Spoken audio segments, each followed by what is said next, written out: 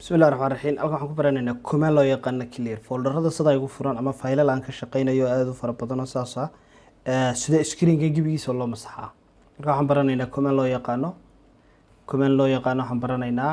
clear yani waa nadiifi marka haddaad doonayso clear muxuu yahay inaad ogaato marka hore waxaad leedahay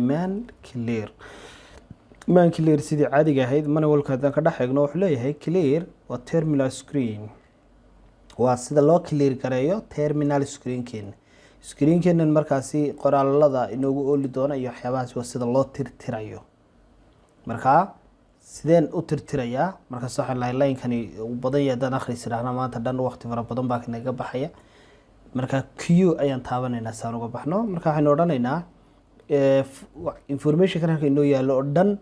waan clear gareynayaa waxaan soo reebayaa line-ka ugu sareeya keliyata ugu aynu wax ku qori karno marka waxa leenahay clear simple inta ku qoriya clear marka ay dhahdo xagga sare u iijig